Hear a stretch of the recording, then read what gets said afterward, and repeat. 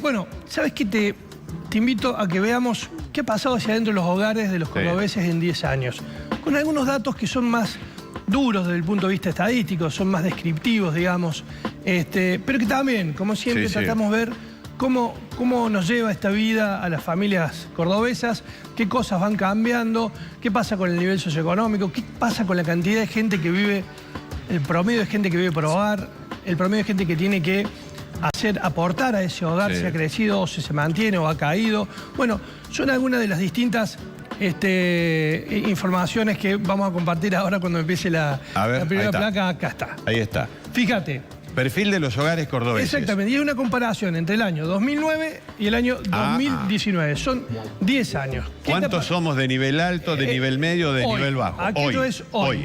2019, el nivel del top, digamos, el ABC1, ese que tiene mucha plata. Tiene más guita. 3%.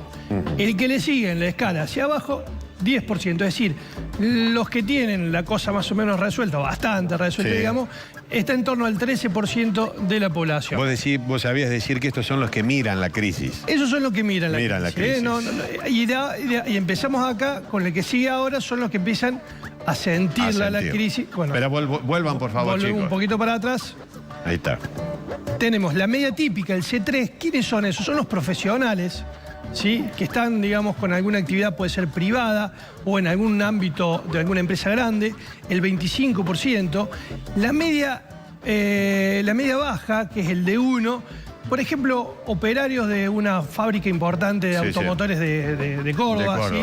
El 39%. Tenés un 19% de clase baja, el D2. Ahí ya empieza, digamos, el primer nivel de aquel segmento que está con complicaciones importantes desde el punto de vista económico, y la clase baja, el E, aquella que vive en asentamientos marginales y demás, el 4%. Esta es más o menos la distribución, que entre la D2 y el E están sumando un 23%. Siempre decimos que estos indicadores están construidos sobre la base de variables que son muy estructurales. Entonces, los cambios, cuando se modifican en una década, por ejemplo, es porque han cambiado estructuralmente. Distinto a lo que pasa cuando miden la pobreza, que una de las variables es la canasta básica, que si sube la inflación, te deja mucha gente abajo del nivel de pobreza, si baja, sube, digamos, es más inestable, sobre todo en época de inflación. Pero fíjate más o menos qué ha pasado en estos 10 años. La clase baja más o menos se ha mantenido. Fíjate que entre el 2009 y el 2010 había un 22%, hay un 23%, está dentro del margen de error. El D1, que es, como te decía recién, aquel donde están los operarios, el empleado, en la primera instancia el empleo formal, el de oficio, tiene tiene un 39% ahora, tenía un 33%, ha crecido ese segmento, se mantuvo el segmento C3 y hacia adelante, fíjate cómo los sectores altos han ido bajando, del 14 al 10% entre el 2009 y el 2019, y la clase alta del 7 al 3%. ¿Qué quiere decir esto? Que se ha ido, o sea, hay un sector que estaba en mejores condiciones económicas y se ha ido cayendo hacia la clase media típica. Obviamente que esto en el gap o en el periodo de 10 años, la modificación en términos reales de la estructura socioeconómica, lo que ha hecho es que más gente haya salido de la clase media alta y se haya ido hacia la clase media típica. Abajo está contenido, se mantiene. Lo que pasa es que después, cuando vos ves el otro nivel socioeconómico, que es el que tiene que ver con la canasta básica y demás, ellos sí tienen más deteriorado el consumo cotidiano, por más que en términos de estructurales, el nivel de estudio, el patrimonio y demás, se mantenga, ¿sí? En 10 años. Seguimos la placa, dale. Vamos a ver la placa que sigue. En la placa que sigue, ¿qué le preguntamos? Cantidad de personas que viven en el hogar. Y acá abajo tenés el dato resumido, digamos.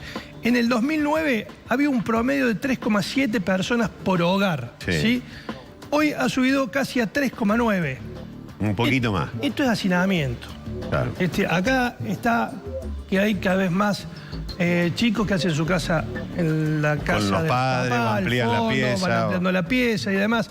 Es decir, acá podemos empezar a advertir de alguna manera el déficit habitacional, los problemas que están existiendo en términos de soluciones habitacionales. Es decir, hoy está habiendo más gente que vive en la misma casa. Pasamos a la placa que sigue. A ver. Y la placa que sigue acá tenemos cantidad de personas que aportan en el hogar. En el año 2009, la cantidad de personas que aportaban en ese hogar era 1,79. Ahora son casi 2. 1,93. Es decir, hace falta más gente aportando en el hogar para poder sostener las necesidades básicas y las necesidades generales que tienen los hogares. Esto puede ser otro rasgo de la crisis.